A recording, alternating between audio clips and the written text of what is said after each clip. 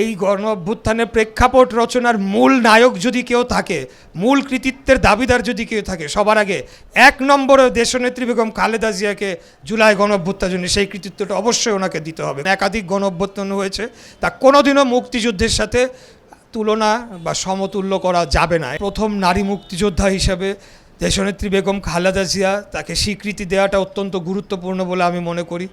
আমি বীর মুক্তিযোদ্ধা সহ বেশ কয়েকজন যারা এই সম্পর্কে জানেন তাদের মুখ থেকে আমি সরাসরি শুনেছি যে যখন মেজর জিয়া তিনি বিদ্রোহ করার জন্যে তিনি কালুরঘাট বেতার কেন্দ্র দখলে নিয়েছিলেন, তখন বেগম খালেদা জিয়া তাদের বাসভবনে অবস্থান করে যে ভূমিকা রেখেছিলেন সেটা নিঃসন্দেহে আমি বলবো যে এটা কোনো সাধারণ মানুষ বা সাধারণ কোনো, কারণ সেই সময় তিনি বিএনপির চেয়ারপারসন বেগম খালেদা জিয়া ছিলেন না, বা প্রধানমন্ত্রী বা সাবেক প্রধানমন্ত্রী বেগম খালেদা, বিএনপি গঠন হয় নাই, মেজর জিয়াই তখন রাজনীতিতেও আসেন নাই, কিন্তু সেই সময় তিনি ওইখানকার অবস্থানরত যারা সৈনিকেরা তাদের প্রতি যে দিক নির্দেশনা দিয়েছিলেন এবং যে দৃঢ় অবস্থান নিয়েছিলেন, তিনি আর যে সৈনিকেরা যখন দৌড়িয়ে আসে তাকে বলে যে এখানে আমাদেরকে আত্মসমর্পণ করার জন্য নির্দেশ দিয়েছে কর্নেল জাঞ্জুয়া, তখন তিনি নির্দেশনা দিয়েছিলেন আপনারা গিয়ে বলে দেন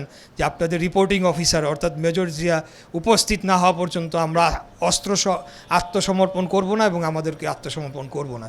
তো এটা প্রমাণ করে দেয় যে বাংলাদেশের প্রশ্নে, বাংলাদেশের দেশপ্রেমের ক্ষেত্রে ওনাকে যে মহান আল্লাহ তাআলা একজন বিশেষ নেতৃত্ব দিয়ে পাঠিয়েছিলেন সেটা কিন্তু শুরুকাল প্রথম থেকেই লক্ষ্য করা যায় বলে আমি অন্তত মনে করি।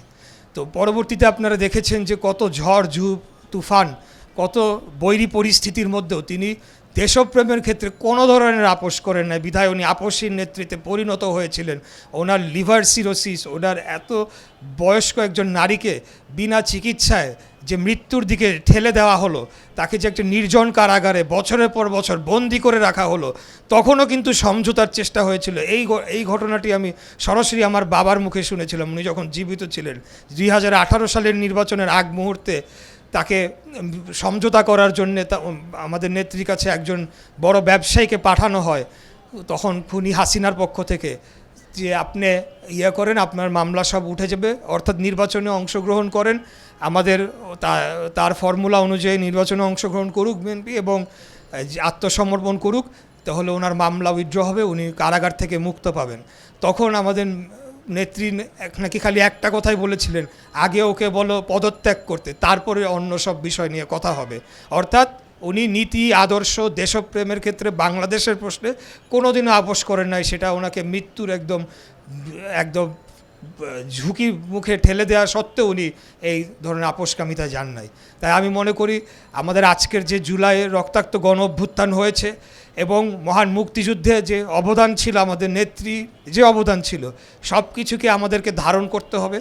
ধারণ করে এই গণ অভ্যুত্থানের প্রেক্ষাপট রচনার মূল নায়ক যদি কেউ থাকে, মূল কৃতিত্বের দাবিদার যদি কেউ থাকে, সবার আগে এক নম্বরে দেশনেত্রী বেগম খালেদা জিয়াকে জুলাই গণ অভ্যুত্থানের জন্য সেই কৃতিত্বটা অবশ্যই ওনাকে দিতে হবে, কারণ তিনি তার আত্মত্যাগের মাধ্যমেই এই অভ্যুত্থানের প্রেক্ষাপট রচনা করেছিলেন। পরবর্তীতে আমরা সকলে যে যার জায়গা থেকে ভূমিকা রাখার সুযোগ পেয়েছি। আজকে আপনারা দেখেছেন যে একটি নতুন দল এবং 1971 সালের যে রাজাকারদের যে দল, সেই দল তারা এই জুলাইকে যেভাবে নিয়ে রাজনীতি করার চেষ্টা করছে, ঠিক সেভাবে আওয়ামী লীগ 71কে তাদের একক পৈতৃক সম্পত্তি বানিয়ে তার সমস্ত কৃতিত্ব দাবিদার হয়ে, যেটা একটা দোকান খুলে বসে বাংলাদেশের জনগণের উপরে নির্যাতন অত্যাচার করে বাংলাদেশের ক্ষমতা দখল করে লুটপাট তন্ত্র কায়েম করেছিল, আমাদের আজকের রাজনৈতিক প্রতিপক্ষ বিরোধী দল তারা ঠিক একই পথে হাঁটা শুরু করছে। তাই আমি বলবো আমাদের মুক্তিযুদ্ধের প্রজন্মের ভাইদের আমাদের অনেক দায়িত্ব রয়েছে। নীতি এবং আদর্শের প্রশ্নে আমরা এক চুল ছাড় দেব না। 1971 সাল ছিল আমাদের এই রাষ্ট্র গঠনের প্রথম মূল স্তম্ভ, মূল শুরু আমাদের।